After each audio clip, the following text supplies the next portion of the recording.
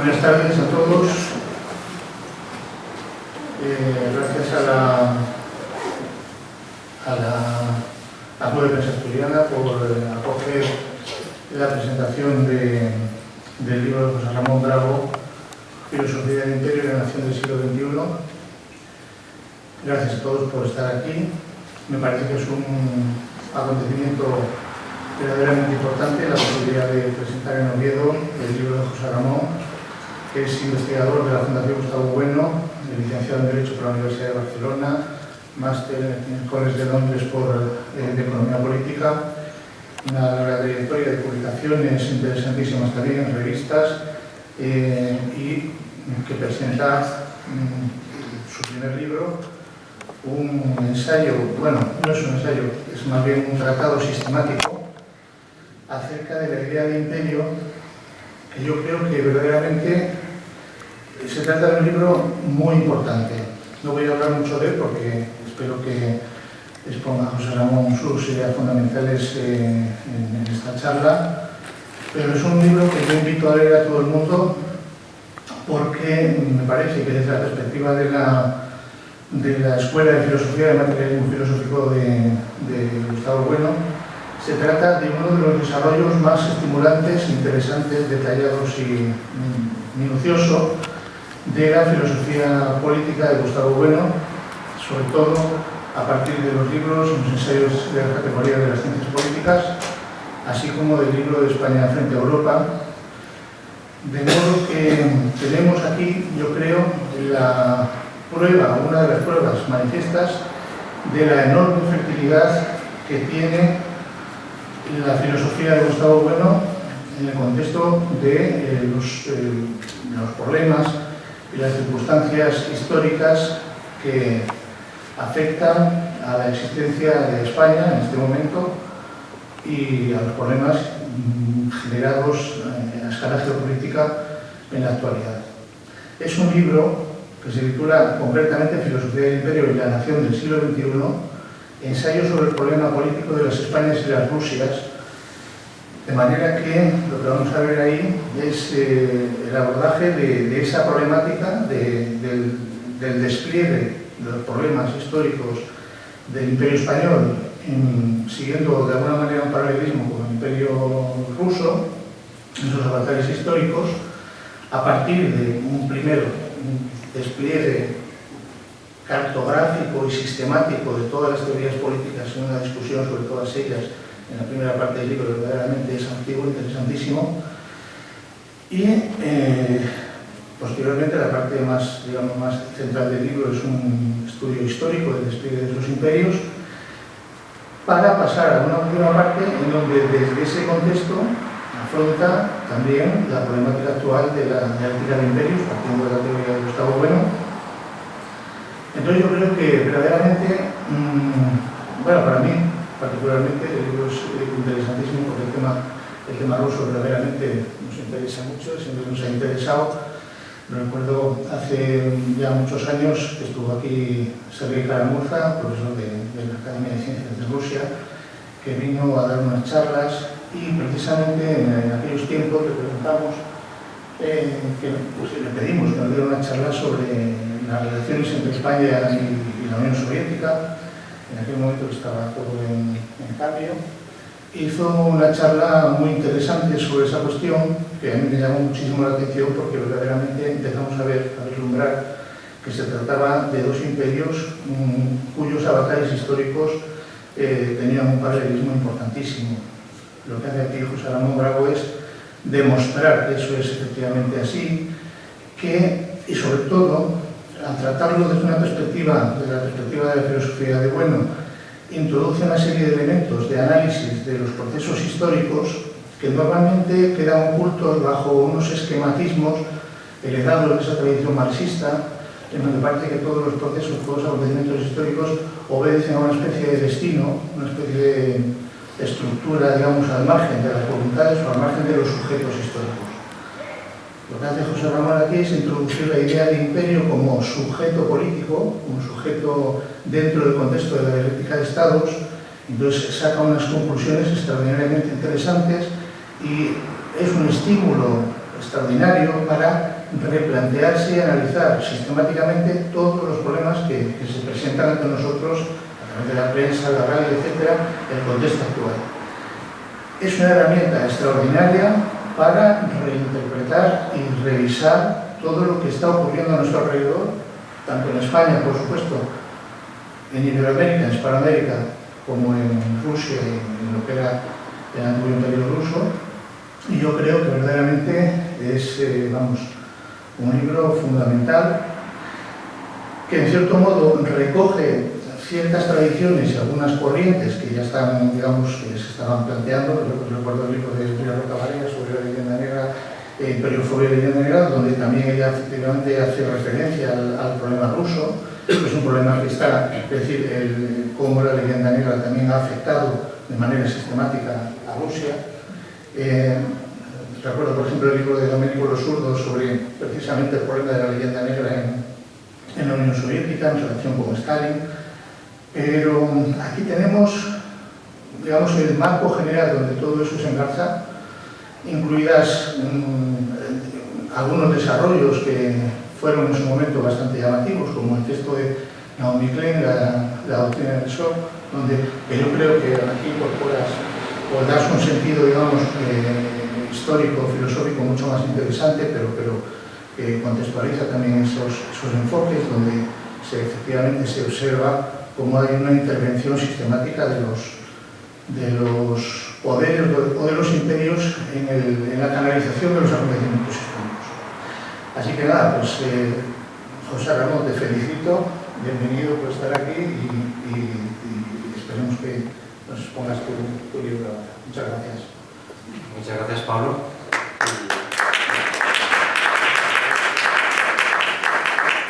Y gracias al Club Prensa Asturiana por ofrecerme la oportunidad de hacer esta presentación del ensayo, además aquí en Oviedo, donde he estado otras veces haciendo conferencias y por lo tanto, pues, digamos que el placer es doble, ¿no?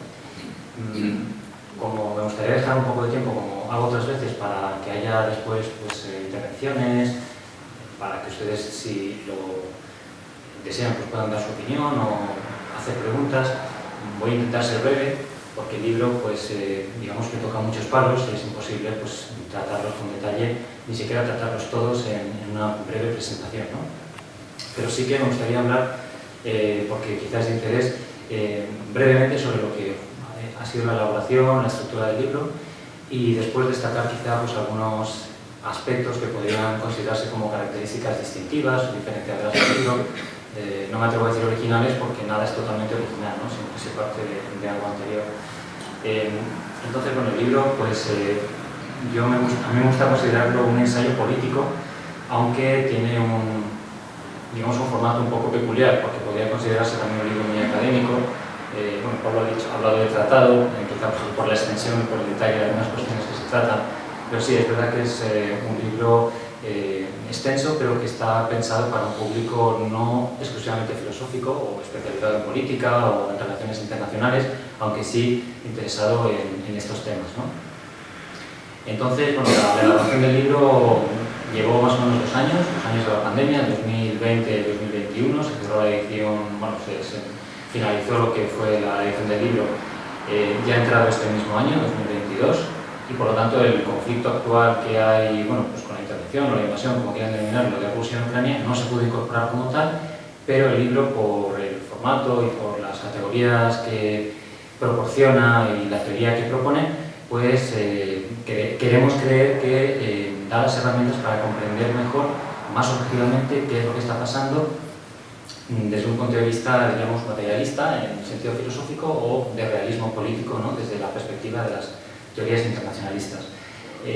Un aspecto que he mencionado en alguna otra ocasión y que pues, quizá no está de más recordar aquí es pues, lo que yo quizá consideraría la independencia personal, ¿no? A la hora de escribirlo, porque no soy la típica persona pública, entonces no pertenezco a un partido político, no pertenezco a un medio de comunicación y bueno, pues tampoco digamos, pertenezco al mundo académico, entonces no estoy, por así decirlo, limitado por ningún tipo de, vamos a decir, hipoteca ideológica o corporativa o organizativa, y en ese sentido bueno, tengo que agradecer además a la Fundación Gustavo Bueno, que pues, siempre me ha permitido escribir y hacer conferencias desde mi propio criterio y bueno, pues según mis propias opiniones, ¿no? Entonces, en ese sentido el libro no es nada correcto, es polémico en muchos sentidos, porque plantea tesis que se dirigen directamente contra concepciones que están muy asentadas en la cultura política de hoy en día y en ese sentido pues no son, digamos, fácilmente digeribles por todo el mundo, ¿no? Especialmente por los sectores más liberales, que en sentido amplio prácticamente abarcan todo el espectro político de hoy en día, tanto en el lado que llamaríamos de las derechas como de las izquierdas, ¿no? por entendernos rápidamente. Porque es un libro que en gran medida se dirige contra el liberalismo, ¿no? En un sentido amplio, digamos incluso histórico. El punto de partida sería reconocer de algún modo que, digamos, el contexto, el tiempo histórico en el que nos ha tocado vivir, por así decir, pues es un mundo imperializado por una potencia anglosajona y una cultura anglosajona en todos los sentidos.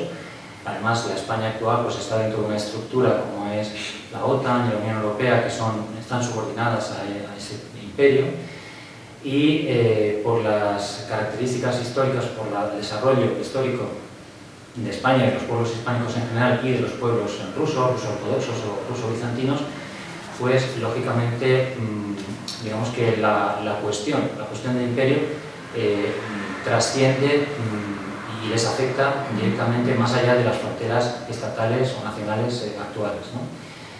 Y por lo tanto lo que de alguna manera se busca con el libro es proporcionar al lector esas herramientas para, por un lado, comprender mejor la historia, porque también nos permite comprender el presente, y abordar de otra manera la geopolítica, las cuestiones más candentes de las relaciones internacionales, de la actualidad política actual, ¿no?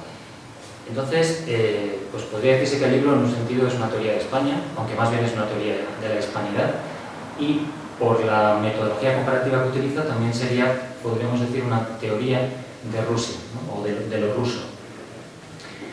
El libro además tiene podríamos decir, una transversalidad ideológica en cuanto a sus fuentes, es decir, se ha consultado a autores de adscripción ideológica muy diversa, sin que eso signifique que nosotros nos adherimos a ninguna de esas. Nuestro posicionamiento es estrictamente filosófico, pero lógicamente ha habido que consultar a autores muy diversos y entonces pues, podrán ver si consultan la bibliografía o las referencias, que hay alusiones muy frecuentes y referencias frecuentes a autores, por ejemplo, de inspiración marxista, pero también se recoge, y esto es en cierta forma una originalidad, en gran parte del pensamiento católico, especialmente católico tradicional, que no es nada fácil encontrar en un ensayo de este tipo, y bueno, lógicamente los autores liberales, que de alguna manera dominan, ¿no?, el panorama académico e incluso mediático en nuestra época.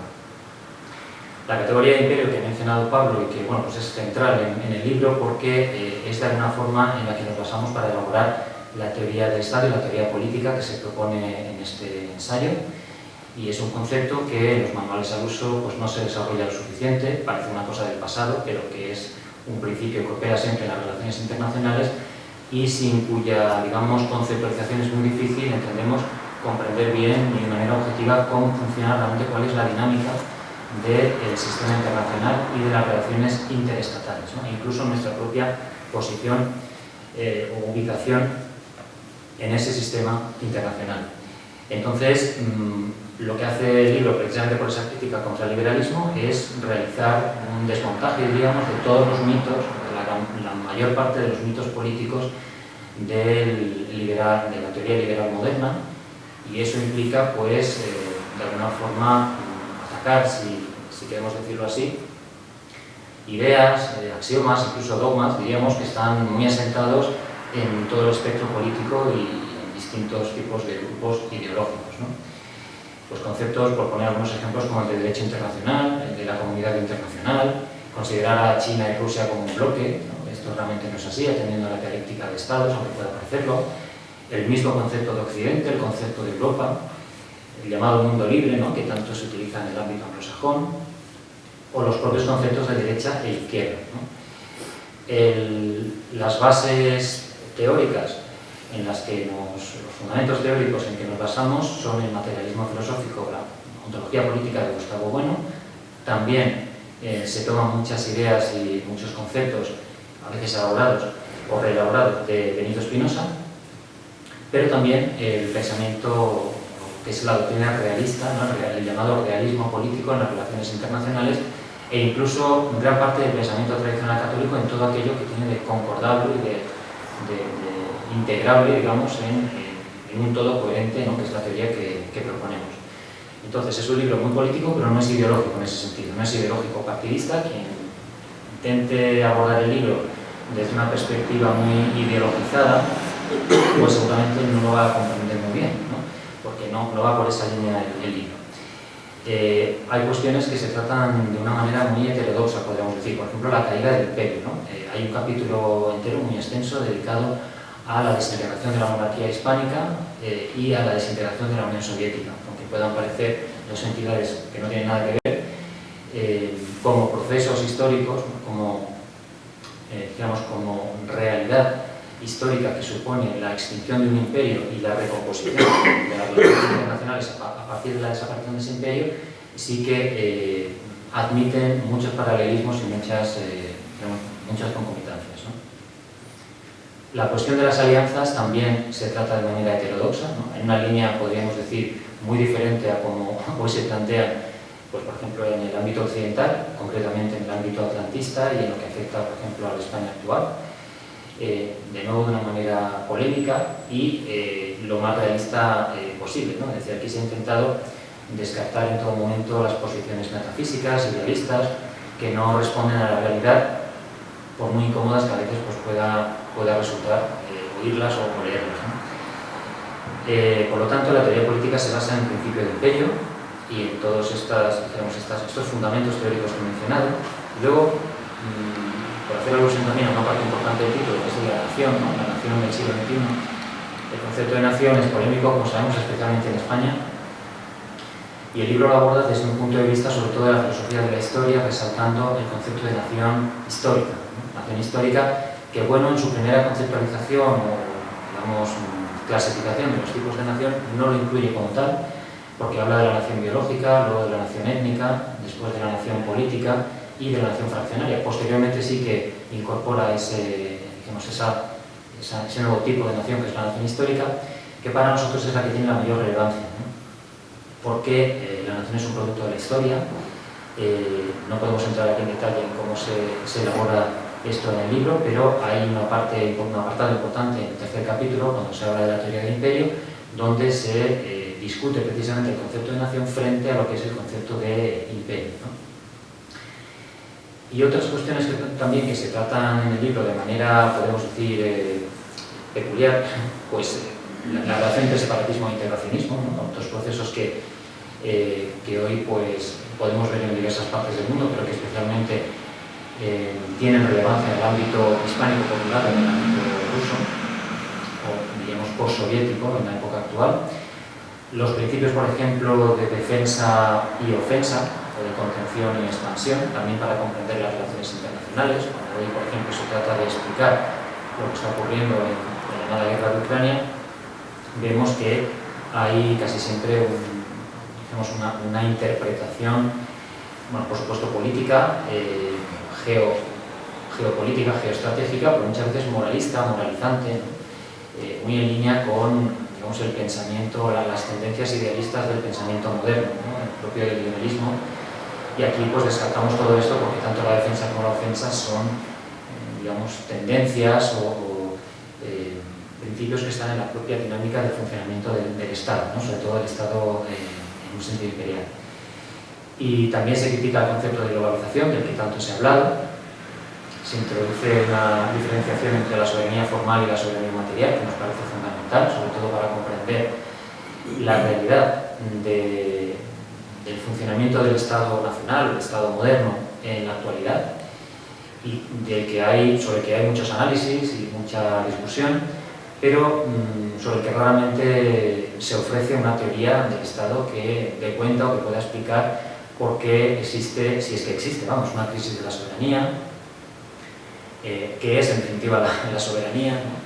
Y en última instancia si podemos considerar que se está perdiendo, ¿no? Se está disolviendo la soberanía, por ejemplo, en los Estados europeos, en nuestro ámbito más inmediato, o no es así, o cómo tenemos que abordar esta cuestión.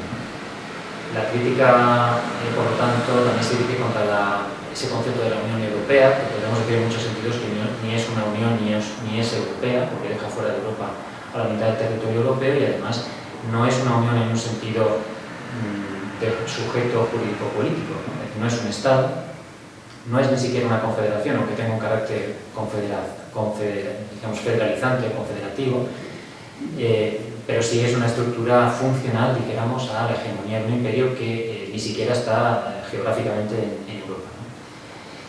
Y también, por ejemplo, cuando se abordan las relaciones internacionales, la problemática de pues, esto que llamamos globalización o el globalismo, que sería más bien la ideología, ¿no? La globalización sería el fenómeno como tal. Por otro lado, el nacionalismo, todo lo que tiene que ver con la vuelta o la pretendida vuelta a las políticas estatalistas o nacionales, parece que son las dos únicas opciones o las principales opciones que se perfilarían o se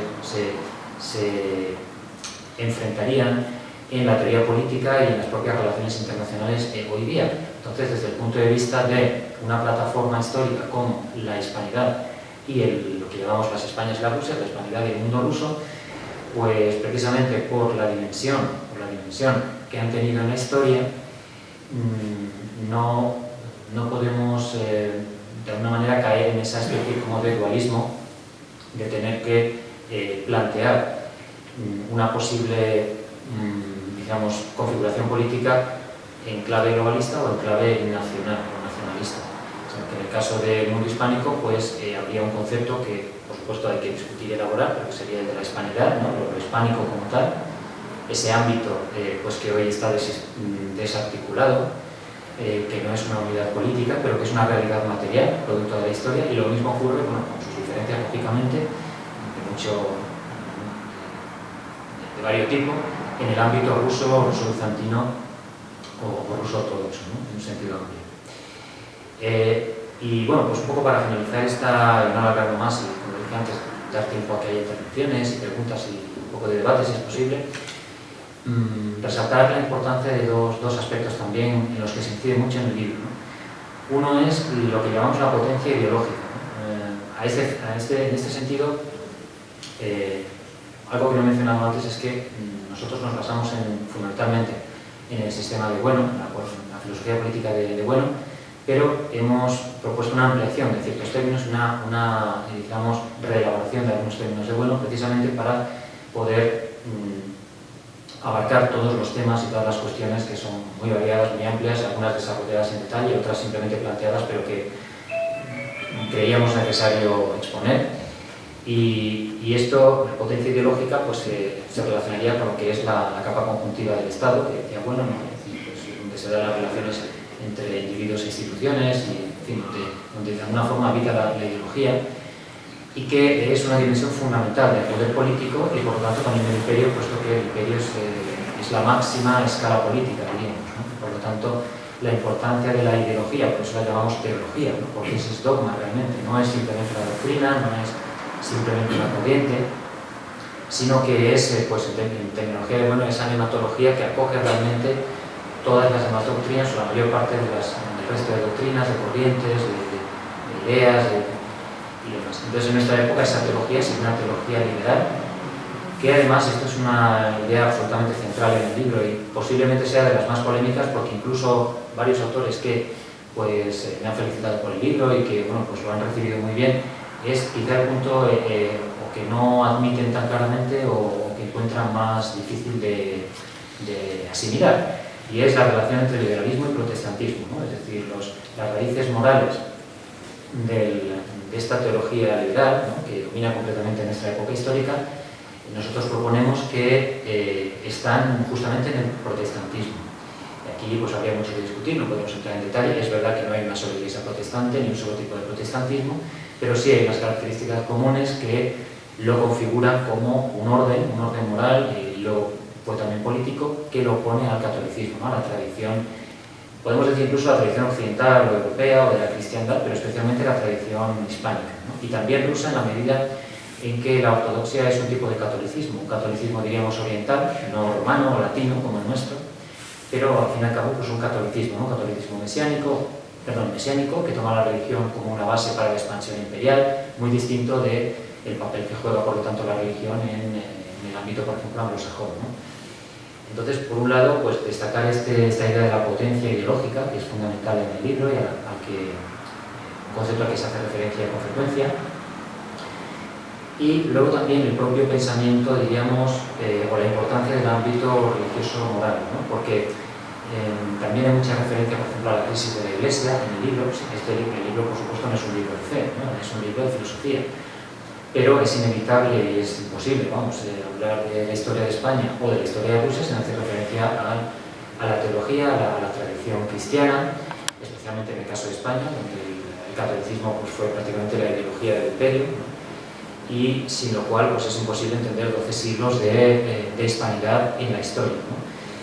Y entonces esta importancia viene también del hecho de que es en ese cambio de paradigma o principio de cambio de paradigma que se da en el siglo XVI con la Reforma Protestante el punto histórico en el que nosotros nos vamos a situar para empezar a elaborar la teoría política, ¿no? Hemos querido salirnos completamente del liberalismo porque todas las propuestas teóricas, filosóficas, políticas que se hacen parece que siempre están dentro del liberalismo de un modo u otro, incluso doctrinas o ideologías que parecen muy opuestas al liberalismo, como podría ser el marxismo, el fascismo, en fin, pues finalmente son ideologías modernas y responden o en última instancia se basan en principios individualistas, en principios idealistas, subjetivistas, voluntaristas, que son propios del pensamiento moderno, el pensamiento liberal, y que, como digo, hunden sus raíces en la moral protestante y no católica. Lo que pasa es que hoy esto es muy difícil de ver. Seguramente a los que conocen la historia de la religión no les sorprende nada esta relación. La conocen bien, especialmente en el ámbito católico y sobre todo de los llamados tradicionalistas católicos, algunos de los cuales pues, tienen, se les presta atención en el libro. Y yo, pues por no alargarme más, casi lo dejaría aquí. De nuevo, les agradezco la asistencia y la atención y si tienen cualquier pregunta, cualquier comentario, pues encantado de oírles y pues, nada más, para que hagan las gracias de nuevo.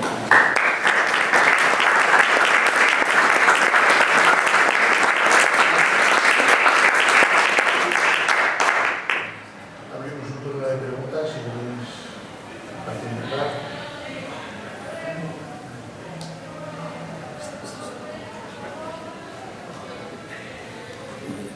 Sí.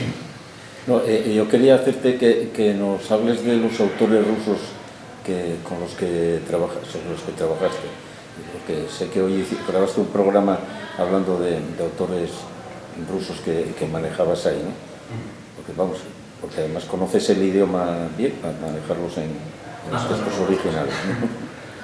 Pues, bueno, hay todo un capítulo dedicado al pensamiento ruso, es el capítulo 4, si no me equivoco, en la segunda parte, donde se hace, bueno, en Rusia, esto un poco hay que introducirlo, hay desde prácticamente el siglo XVII, XVIII sobre todo, una especie como de división del pensamiento de la cultura pública rusa entre los llamados occidentalistas y los tradicionalistas, ¿no? Los eslavófilos.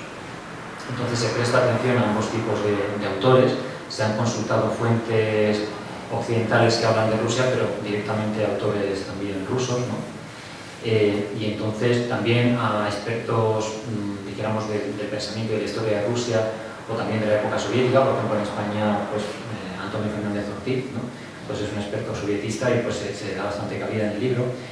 Y entonces, bueno, hay una partida doxográfica importante de pensamiento ruso, tanto del lado occidentalista, dijéramos, como del lado eslavófilo, y que llega hasta la época actual con las doctrinas, dijéramos, geopolíticas. Hay también una sección en el capítulo 4 dedicada, y en el último capítulo dedicada a lo que es, digamos, las doctrinas geopolíticas en Rusia actualmente, ¿no? Están los realistas, los liberales, están los nacionalistas, los euroasiatistas, y bueno, pues también hay una serie de autores a los que se presta especial atención, ¿no? Especial atención por la relevancia que entendemos que tienen en ámbitos concretos. Por ejemplo, en la economía, pues Sergei Glassiev, ¿no? Que es un economista que ha ocupado posiciones importantes, o relativamente importantes, digamos, a nivel público en Rusia. Ha tenido también periodos en los que se puede considerar que ha estado un poco apartado, ¿no? De la corriente principal del gabinete de Putin, que sorprendentemente son liberales, ¿no? Por formación, o lo eran por lo menos. Y en cambio Glassiev pues, tiene un posicionamiento claramente nacional, estatalista, también ha teorizado sobre el mundo ruso y demás, por eso pues, es un autor bastante referenciado. bueno, pues se hace referencia a otros autores relativamente conocidos en el ámbito de la geopolítica, como Dugin, y otros autores, sin que eso signifique que nos ascribimos totalmente a sus tesis, pero sí acogemos algunas de ellas, ¿no? Porque son concordables con nuestra posición. Por ejemplo, Igor Panarin también, que es un conocido politólogo que ha teorizado mucho sobre la cuestión, el concepto de la guerra híbrida, ¿no? La guerra híbrida contra Rusia. Es un autor que yo empecé a leer pues hace unos 7 años, ¿no? Cuando el primer libro que compré de él lo compré en Moscú, precisamente, ¿no? Y bueno, pues en general también autores que se han acercado a Rusia desde Occidente, pero no desde una perspectiva, dijéramos, acorde con la narrativa predominante en Occidente respecto a Rusia, ¿no? De autores, podemos decir, heterodoxos. Entonces, en fin, ahí se presenta el pensamiento ruso.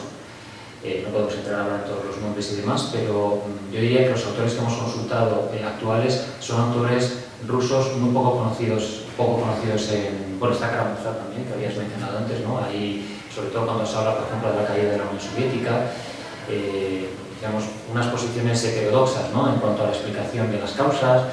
Es decir, que los autores rusos que hemos consultado directamente son sobre todo actuales y están en esa línea, digamos, heterodoxa, que no siempre es nacionalista o estatalista tal como se entiende en Occidente, porque Karamazov, pues, de alguna manera, podríamos decir izquierdista, claro, pero lógicamente no en el sentido, vamos a decir, marxista ortodoxo, porque hay una crítica clara del marxismo, ¿no? De las tesis marxistas, sobre todo occidentalistas, y es un autor que nos ha parecido interesantísimo de incorporar. Bueno, y otros que podrán encontrar en el libro, en el capítulo 4, en lo que se refiere al pensamiento ruso, pero bueno, a lo largo del libro, y sobre todo en la tercera parte de geopolítica, y en el capítulo que habla de la caída del imperio, el capítulo 7, también se hace referencia a diversos autores rusos que, pues, lógicamente están en contra de esta idea. Otro autor ahora que quiero mencionar, pues, es Zinoviev, ¿no? Muy mencionado en el libro, que, bueno, pues publicó, del que se tradujo un ensayo en España hace unos años titulado La caída del Imperio Otomano, si no me equivoco, publicado por Bellaterra en Barcelona. Es un ensayo muy breve, pero muy interesante. Lógicamente, pues claro, él no maneja el materialismo filosófico, parte de otras bases, pero es concordable en muchos sentidos, ¿no? Y hay cosas interesantísimas sobre, a comparar el llamado Occidente con la Unión Soviética, ¿no? Por poner un ejemplo, pues cuando se habla de la famosa crítica de la planificación, ¿no? Que se supone que había en la Unión Soviética, él dice que en Occidente se planifica 10 o 20 veces más que en la Unión Soviética, ¿no? Que la propaganda, por ejemplo, que había en la Unión Soviética es, dice literalmente, un juego de niños comparado con lo que se hace en Occidente, ¿no? Donde además la población está convencida de que lo que le dicen los medios de comunicación, la mayoría de la población está convencida de que lo que le dicen los medios de comunicación es la verdad, o, vamos, fundamentalmente es fiable y demás, cuando en la Unión Soviética gran parte de la población sospechaba que aquello era propaganda, quiero decir que no.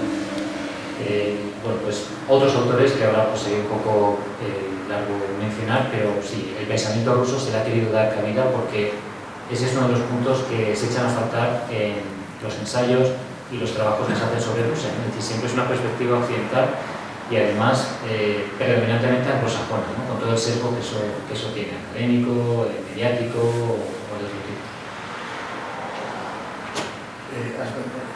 Además es curioso porque resulta que era un disidente de la Unión Soviética y cuando ve la caída de la URSS, las consecuencias que tiene la caída de la URSS, de repente dice, pero bueno, es que esto no era lo que queríamos nosotros. Entonces se encuentra con que todo aquello por lo que supuestamente habían luchado para moderar o modificar el sistema se había venido abajo, y lo que les llegaba con Yeltsin y demás pues fue la debacle del país. Entonces, ese libro de La caída del Imperio Otomano es impresionante, como de alguna manera hace una culpa de todo lo que, un reconocimiento del fracaso, ¿no? de lo que era la URSS, pero es negado para ellos. Y este autor, Antonio Fernández, es curioso porque es un chico que vive en Moscú, está trabajando en la embajada española en Moscú y lleva allí toda la vida, es licenciado en filosofía y ha hecho desde aquí un estudio bastante interesante. Sí, además es muy interesante que Antonio Fernández ve en la Unión Soviética mucha continuidad respecto al pasado ruso, ¿no? Que eso hay pocos autores marxistas, él es marxista, digamos, heterodoxo en muchos aspectos, ¿no? pero que ve una continuidad, ¿no? No es una ruptura, como se pretende a veces, y además pues ha resaltado las diferencias de lo que es el marxismo, cómo se implantó, cómo se aplicó en la Unión Soviética, el marxismo-leninismo, ¿no? El materialismo de la Unión Soviética con el materialismo, digamos, el marxismo en Occidente, ¿no?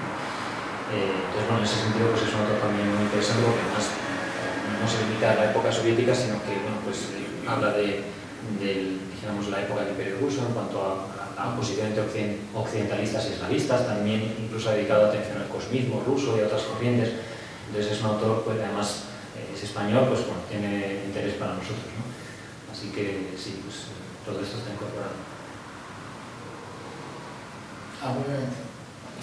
Bueno, dentro de la rusofobia generalizada hay mil versiones de cómo va a concluir el conflicto entre Rusia y Ucrania. Entonces, bueno, teniéndote aquí hoy, no se puede dejar de preguntarte cómo crees tú que va a acabar el conflicto.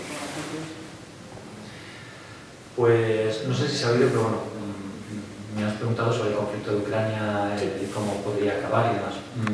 Es difícil de saber, claro, porque además las informaciones que nos llegan están, yo parto de que están sesgadas, es decir, están tan contaminadas de propaganda de un lado y del otro, que es muy difícil discernir lo que hay de verdad de lo que es propaganda o lo que es elaboración política, periodística o de otro tipo, ¿no? Parecía que en principio iba a ser una operación rápida y no lo está siendo, puede ir para largo. Ahí hay un conflicto claramente geopolítico entre potencias, no diría yo imperiales, aunque se plantea así. En realidad la potencia imperial que ve peligrar su hegemonía es Estados Unidos, ¿no? Y todo el entorno, la estructura que nos rodea. Rusia, en realidad, la Rusia de hoy, a pesar de su tamaño y su potencial militar y nuclear, en realidad es un Estado nacional. Lo que pasa es que, claro, pues, con un territorio muy extenso, una población en realidad pequeña para su territorio. Hay estados, por ejemplo, Bangladesh, que tiene una superficie muy pequeña, tiene unos 170 millones, tiene más población que Rusia, por ejemplo, ¿no? Pakistán tiene más población que Rusia, Nigeria, es decir. Entonces sí, una población significativa, pero tampoco es gigantesca. Tiene muchos problemas económicos heredados entre otras cosas, pues del pasado, incluyendo la época, por supuesto, liberal, ¿no? De la terapia de choque y demás. Es decir, que es un país que tiene muchas debilidades. Aunque a veces se le intente presentar, tanto desde el lado occidental como desde el propio lado, dijéramos, prorruso o filorruso, como más fuerte de lo que a lo mejor es. Es verdad que sí, que no es una potencia nuclear, eso no se puede obviar, pero al mismo tiempo pues tiene una serie de debilidades estructurales. Su peso en el conjunto del mundo pues es más pequeño, ¿no?, que el que tenía hace décadas, y por lo tanto pues es muy difícil prever cómo va a poder, o si es que va a poder resistir con la masa que tiene, con el peso objetivo que tiene, frente a una estructura imperial como es la anglosajona, que es abrumadora, es decir, en todos los sentidos, ¿no? En mediático, tecnológico, monetario, financiero, económico, productivo, por supuesto ideológico, propagandístico, diríamos, etc. No hay comparación posible, a pesar de que obviamente la narrativa, por no decir propaganda, occidental, pues pretenda presentar a Rusia como un país mucho más, dijéramos, peligroso peligroso es cualquier país que tenga en principio el arma nuclear, pero objetivamente pues sería en realidad un contendiente, ahí habría una asimetría muy grande, ¿no? En ese sentido, hombre, atendiendo a lo que es la relación de fuerzas, parecería que habría razones para suponer que a lo mejor el bloqueo occidental de un modo u otro va a poder imponerse, ¿no? Pero claro, también es verdad que debido a la complejidad de las relaciones internacionales, pues, y esto lo hemos visto, ¿no?, cómo se ha alineado Rusia con otros países, con otras zonas del mundo, donde desde luego la narrativa predominante no es la que vemos en los países de la Unión Europea, o América del Norte o en los países anglosajonos, ¿no? Es muy diferente. Y por lo tanto, pues eso hace un poco difícil de prever cómo se van a alinear las fuerzas, ¿no?, en un futuro próximo. Claro, Ucrania de alguna manera es el terreno en el que se está enfrentando, dijéramos, esta potencia atlantista contra Rusia. No sabemos si quizá el objetivo último es rodear a China, pero Rusia siempre pues, ha sido algo apetecido, ¿no?, por el imperio anglosajón. Los anglosajones llevan prácticamente 2 siglos queriendo pues, destruir a la potencia rusa, ¿no? El mayor antagonismo en el siglo XIX se dio justamente entre el imperio británico y el imperio ruso, ¿no?, especialmente en la segunda mitad, y eso continuó en el siglo XX. Y de algún modo una primera fase de ese programa que siempre han tenido de destruir a Rusia, porque es un antagonista potencial frente al poder anglosajón, fue la propia caída de la Unión Soviética, ¿no? De ahí pues lo que había sido el Imperio Ruso o la Unión Soviética pues perdió la mitad de su población. Rusia se quedó de nuevo mucho más reducido a pesar de su territorio. En fin, la situación actual yo creo que dependerá de cómo se alineen las otras fuerzas, porque, como dije antes, no hay un bloque chino-ruso, aunque se pretenda así. Lo que hay es un antagonismo entre China y Estados Unidos. Entonces, pues si a China le interesa, evidentemente, mantener cierto acercamiento con Rusia, es por su propio interés, por supuesto, interés económico, interés geopolítico y demás. Desde el momento en que a China le interesara pues alinearse con otras potencias para aplastar a Rusia, no es quepa duda de que lo haría. Entonces hay una gran incertidumbre, no se sabe, porque además estas cosas van en escalada, ¿no? Lo estamos viendo en las noticias, en lo que está pasando prácticamente día a día, y como dije, pues es muy difícil discernir lo que hay de real y de objetivo de lo voluntarista, ¿no?, tanto en un lado como en el otro, porque yo consulto lógicamente medios que no son solamente pro-occidentales, y a veces hay ese posicionamiento de confundir lo que se quiere en realidad, lo que se desearía, con la realidad, ¿no? ¿Es realmente Rusia está controlando la situación? ¿Se va a incorporar a esos territorios finalmente? Parecería que sí, podríamos pensar que sí, porque es lo que ocurrió en Crimea, porque la población parece que es prorrusa en esos territorios. Ahí, hasta que no pase cierto tiempo, sería un poco aventurado hacer conjeturas. Yo me atrevo a proponer, por ejemplo, que en vista de la situación de absoluto cerco, ¿no?, militar y de otro tipo al que se ha visto sometida la Federación Rusa, pues de alguna manera pues, ha reaccionado a la tremenda, porque no le quedaba más remedio. Es decir, mientras le quede, por así decirlo, un poco de soberanía que defender y por supuesto disponga de medios, en este caso medios militares, para intentar defender su soberanía, pues lo va a hacer. Y entonces, quizá un planteamiento que me atrevo a conjeturar, que se han podido plantear en el Kremlin, es que, bueno, pues si Ucrania finalmente iba a pasar a la OTAN, iba a pasar al bloque occidental, ese territorio en el que se encuentra Ucrania, ¿no?, pues no hay, dijéramos, espacios o barreras naturales, geográficas. Es decir, es prácticamente una llanura donde es peligrosísimo tener un país de la OTAN, tener en un futuro quizá misiles de la OTAN apuntando a Moscú o a San Petersburgo. Es una cuestión vital para Rusia el frenar todo lo posible la expansión de la OTAN, y especialmente que un país como Ucrania, que no solamente está vinculado a Rusia históricamente, bueno, no es la mayor parte de Ucrania, porque la cuna de la civilización rusa está en la Rus de Kiev, como sabemos, sino que es que además geográficamente y geopolíticamente es que si vemos la cartografía, los mapas, vemos que Ucrania parece como que penetra en el territorio ruso, ¿no? Toda la parte oriental de Ucrania penetra en el territorio ruso, ya digo, sin barreras naturales, y además en la parte europea de Rusia es donde se concentra pues, la mayor parte de la población, no sé si son 90 millones o más. Es decir, que destruir esa parte europea de Rusia prácticamente es destruir Rusia, ¿no? Porque Siberia es enorme, pero tiene menos población que España. Es decir, y ya digo, es muy difícil saberlo, ¿no? Yo puedo hacer conjeturas, tengo algunas tesis o propuestas al respecto, y quizá una de ellas pues, sería que ante la imposibilidad seguramente de poder recuperar, por decirlo en esos términos, Ucrania, ¿no?, a lo que había sido Rusia en un sentido amplio, pues trataría, dijéramos, por lo menos de incorporar ciertos territorios para debilitar lo que en un futuro podría ser un Estado ucraniano, o hacer menos amenazante un Estado ucraniano que a lo mejor se han llegado a plantear que finalmente pasará a la OTAN, y bueno, de hecho, de facto ya lo están las flotas de la OTAN, de Estados Unidos, operando desde hace tiempo y demás, ¿no?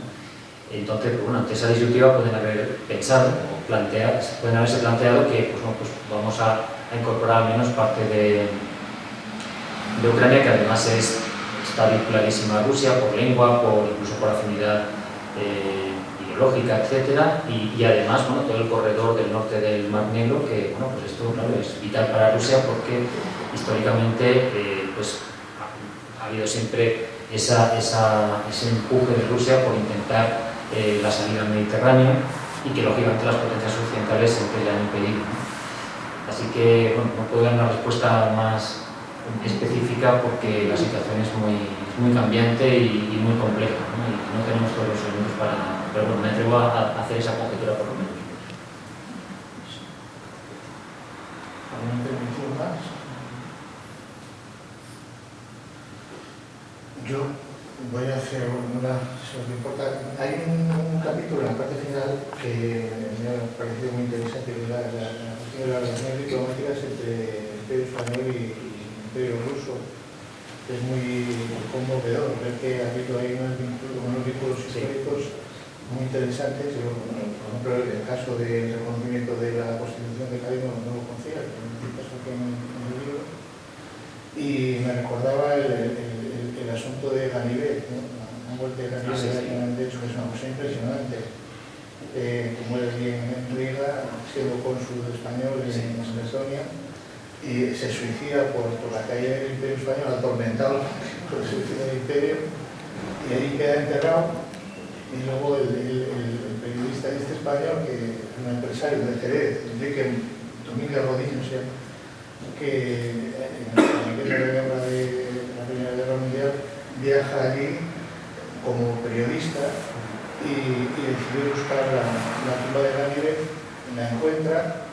Y finalmente, después de la guerra, en el año 25, lo trae a España otra vez, entra por Irún y viaja por toda España hasta Granada, siempre con unas manifestaciones, siguiendo el féretro y demás, una cosa impresionante, ¿no?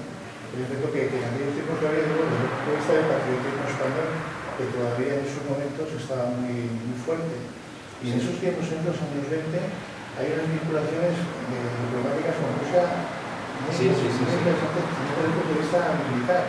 Sí. Apareció ahí Alfonso Pérez y además hicieron unos intercambios de nombramiento de jefes de regimiento rusos y españoles muy interesantes. Sí, además por la vía diplomática, esto se menciona en el libro, Alfonso XIII trató de salvar a la familia imperial rusa antes de que fueran, pues, asesinados. Así que sí, ha habido vinculaciones históricas, lógicamente por la distancia y por otros factores no han sido tampoco unas relaciones muy estrechas, ¿no?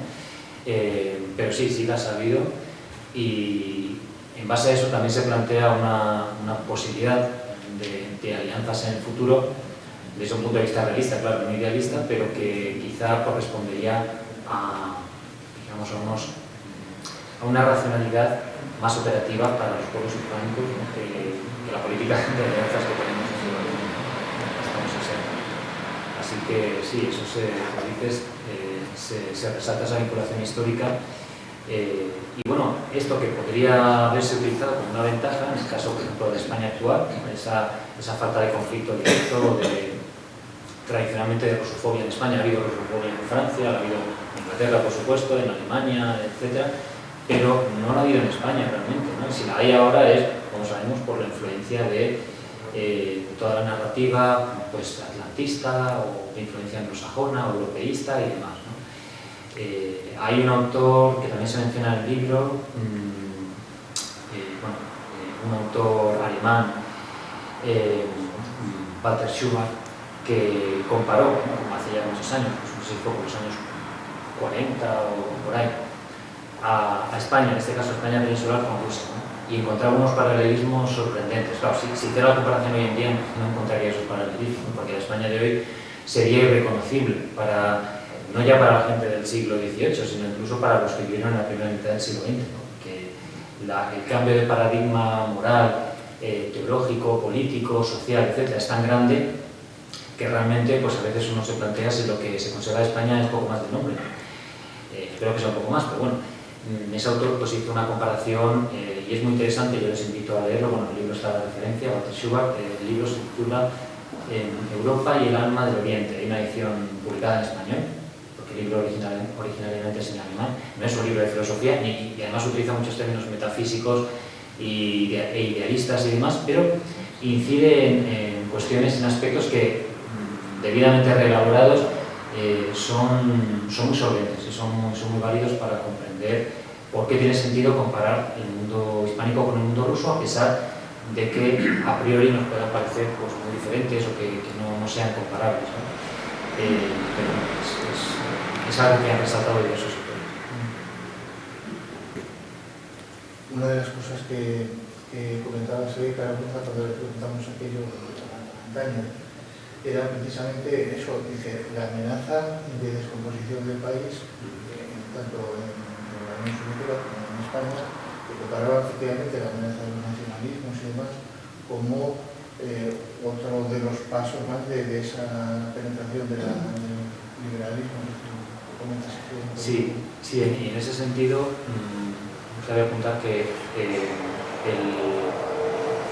el nacionalismo, los separatismos actuales en España, en contra de la visión de muchos autores o teóricos o políticos liberales, que tratan de presentarlo como una especie de antigualla del antiguo régimen, ¿no? Como de recuperación de, bueno, no sé, de privilegios de la Edad Media o de... bueno, puede tener algo de eso, pero en realidad son proyectos completamente liberales, son proyectos completamente modernos. El nacionalismo catalán, por ejemplo, pues no era nada hasta finales del siglo... De hecho, no era ni siquiera nacionalismo, era una especie de regionalismo. Lo que pasa es que, claro, recibió la influencia del romanticismo alemán, con esas ideas etnicistas. Hay una mezcla de muchas influencias, pero como proyecto es completamente moderno. Y de hecho, la Constitución, el régimen vigente del 78, cuando se constituyen las comunidades autónomas como tal, pues lo que hacen es adoptar una estructura institucional que prácticamente es la de un mini-estado. Es decir, es una réplica total de lo que sería la estructura del Estado nacional, ¿no? El Estado español como tal. Lo que pasa es que en el ámbito de su respectiva comunidad autónoma. Y por eso, bueno, y esto es interesante resaltarlo, señaló en varias ocasiones aquello de que los nacionalistas no están en contra de la democracia, como a veces se pretende, ¿no? O de la Constitución, o de la libertad. No, si ellos estarían perfectamente de acuerdo con una democracia, con un sistema de libertades, con una Constitución, pero claro, que fuera la suya, no la de España. O sea, que la cuestión es, dijéramos, por qué ha surgido el nacionalismo en España. No se puede entender simplemente como una oposición del antiguo régimen, no es esa la cuestión.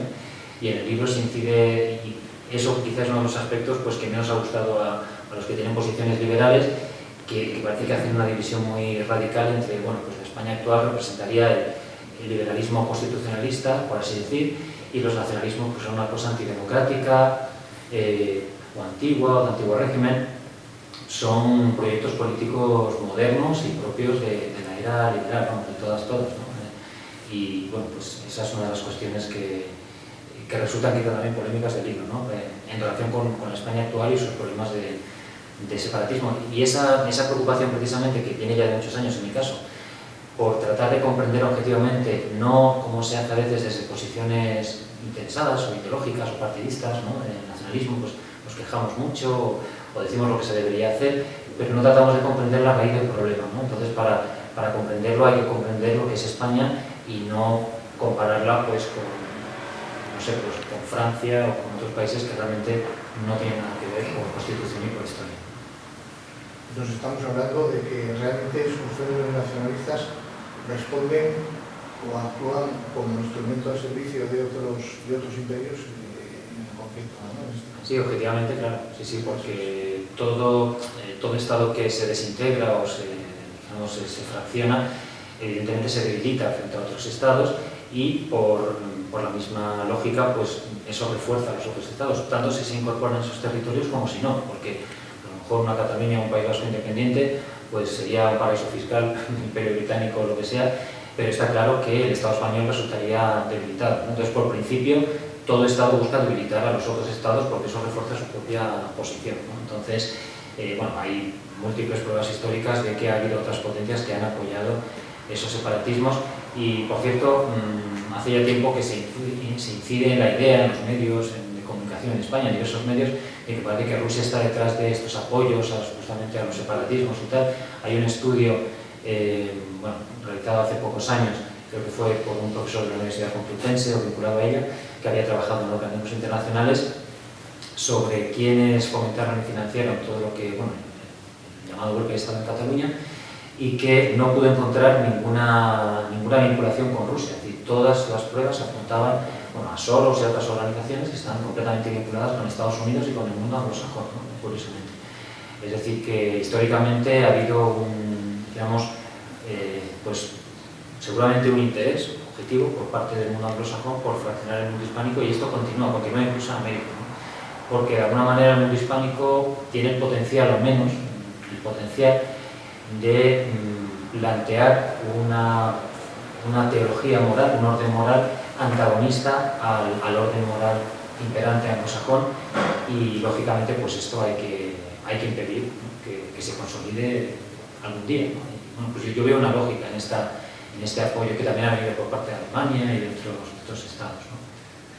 Se trataría, podríamos decir entonces, que no solo es una cuestión de finis operis, sino finis operantes, es decir, responde, son instrumentalizados por un proyecto imperial antagónico. Sí, ha habido casos en los que, se sabe que, por ejemplo, ha habido grupos en Alemania que han apoyado pues, el separatismo vasco, esto que mencionaba, ¿no? De asociaciones, ONGs, o como se les quiera llamar, o de otro tipo, que directamente han apoyado. El libro al que me refería antes se llama Solo rompiendo España, si no me equivoco.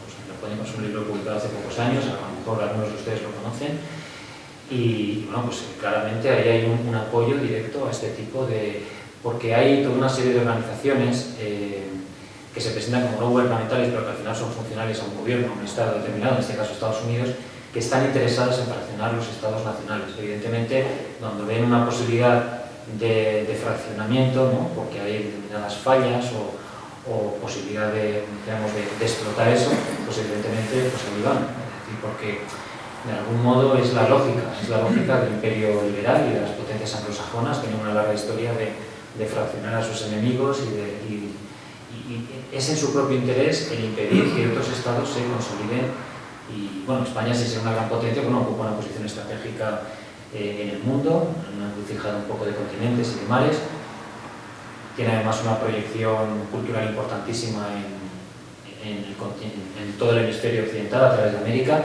Es decir, que hoy por hoy sí es un estado muy debilitado, pero claro, es debilitado también porque ha interesado debilitarlo, ¿no? Y pues seguramente uno de los planteamientos también polémicos que se hacen en el libro y que yo he defendido en otros lugares es que no las llamo élites, las oligarquías, ¿no? que controlan, las familias que controlan el Estado español, en su mayoría liberales, ¿no?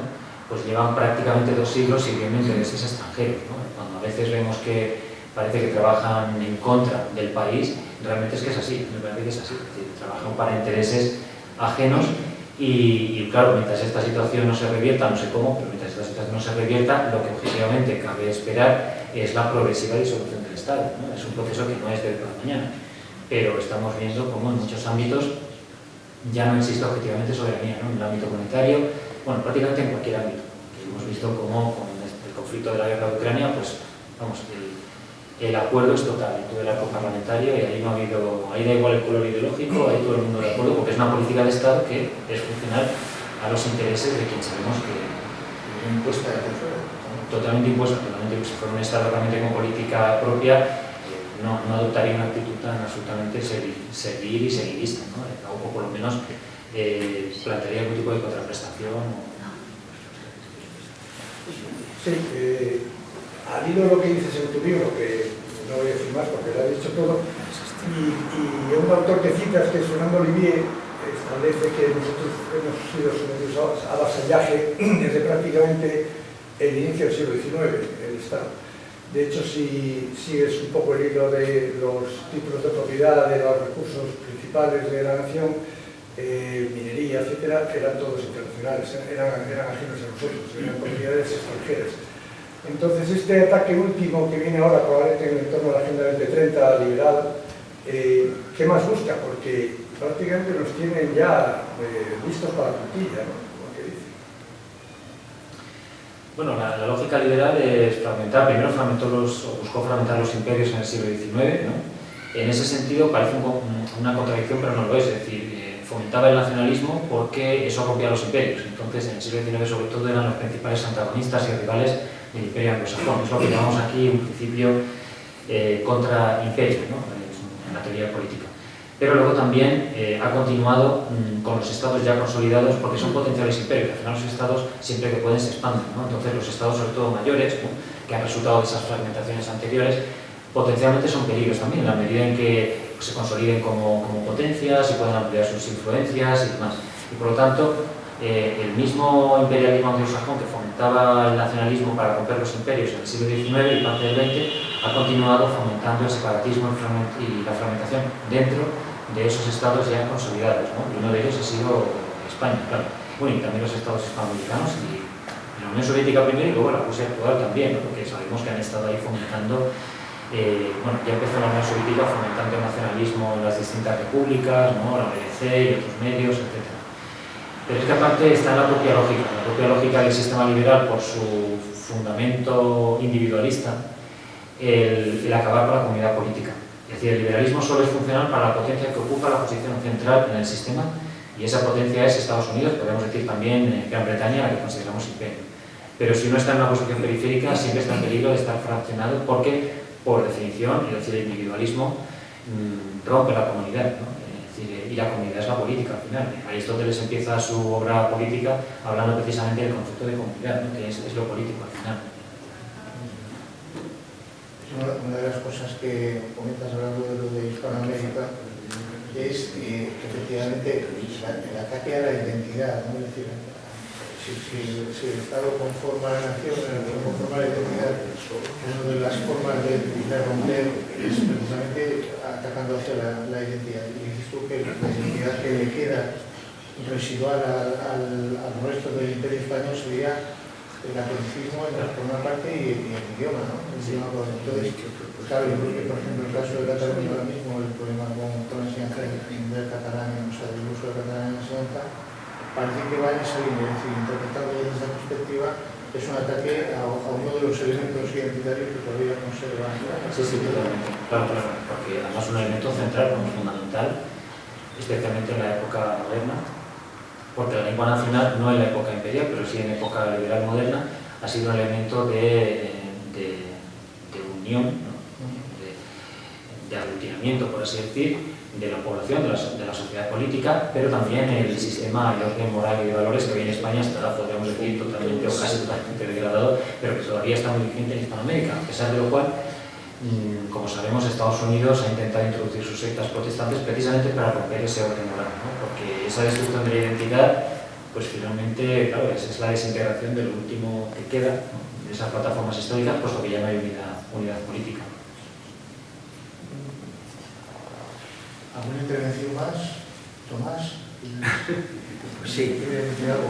Sí, claro que sí. Voy a hacer una intervención muy rápida. En un principio, pues no lo tenía pensado, pero sí, ahora... Porque efectivamente, en la descomposición de un imperio, pues, la dialéctica de los imperios juega poderosamente, pues eso, el enfrentamiento, un imperio contra otro, o un estado contra otro, sin duda alguna. Pero, efectivamente, en el caso, lo que yo he estado escuchando hasta ahora, bueno, antes de nada, felicitar a José Ramón, esto es lo primero que hay que decir, es un libro magnífico, maravilloso, yo me sumo a lo que ha dicho Pablo, ¿verdad? Pero sí que quería entrar, o terciar en este último asunto acerca de atribuir toda la culpa de la descomposición de un imperio a causas externas. Yo quiero hacer hincapié en las causas internas, que se dan. Entonces, pues, como yo he tenido la oportunidad de estudiar a fondo el discurso de Putin antes de entrar en la guerra de Ucrania, una de las razones fundamentales contra las que él estaba francamente incómodo es precisamente la política de autodeterminación de la propia Unión Soviética. Ese es un factor interno que no se lo tienes que atribuir ni a Soros, ni al neoliberalismo, ni a factores de ese tipo.